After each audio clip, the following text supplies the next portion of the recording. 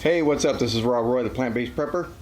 Wanted to show you what I harvested today. Did a little pruning in the garden, and I've got kale, I've got snow peas, I've got one ripe tomato, and this is a very important tomato because I actually grew it from a sucker from another plant. So before I pulled the parent tomato plant, I grew a sucker, planted it, and this is the first tomato that I grew from that parent. Let's talk about these right here. These are secondary edibles. Look at how many greens I have from secondary edibles. So what that means is that when you grow a plant and you can eat the leaves too, like that cauliflower right there, the leaves are edible, that's a secondary edible. So it produces even more food for you that you can eat and get vitamins and minerals from that too. Look at this. This is all from my cauliflower plants that I pulled. There were 3 of them over there that I harvested. I have 1 left. Over here we have the broccoli leaves from the broccoli that I harvested, and I pulled those plants as well. But this is what's left of it. So I have that, and then I also have a bunch of spinach here. I just pruned it down really low because I wanted to give it room to grow and produce more.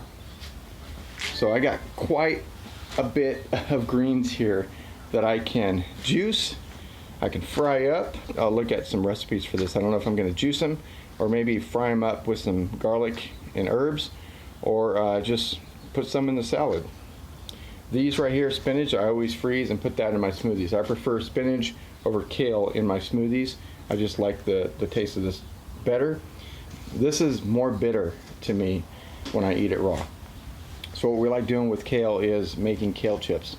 And I've showed you that before. We make some really good kale chips, barbecue, ranch, and cheesy kale chips, all vegan and plant-based. Snow peas, I'm successful. I grew it.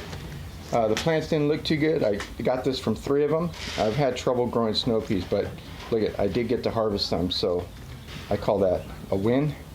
Again, my 1 ripe tomato. But let's look at the garden and see what it looks like after I got done pruning. Here's the kale. So you can imagine how much kale I had here before I pruned, because I got a lot of it. So I've got 4 kale plants here still, looking good. The spinach, I pruned a lot of it off so that it would have room to grow more. It was pretty crowded here. It's all leaves, you can see. And then over here I pulled my cauliflower and my broccoli plants finally, and then I have 1 left. Right here, I'm just waiting for that to grow bigger, and then I'll harvest that and pull that too. There are my snow peas, so I think I'm going to pull that. It doesn't look too good. Those are done for the season. This is the tomato plant that I transplanted, and it's not looking too good now, so I'm just going to harvest what's left on it and then pull that.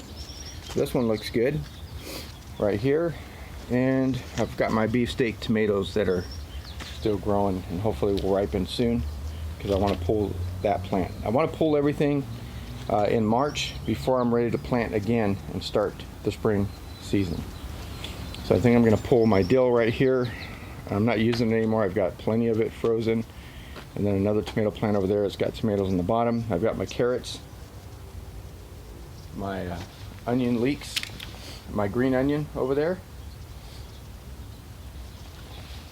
And over here is Brussels sprouts. So I'm hoping these produce soon so that I can get some Brussels sprouts from it before I have to pull it for spring. So I have about a month and a half left. And over here I have a bunch of garlic that I just threw in the ground from the store. As I'm harvesting, now I am pulling them so that I can make room for next season. Till next time, stay healthy, stay safe, keep on prepping.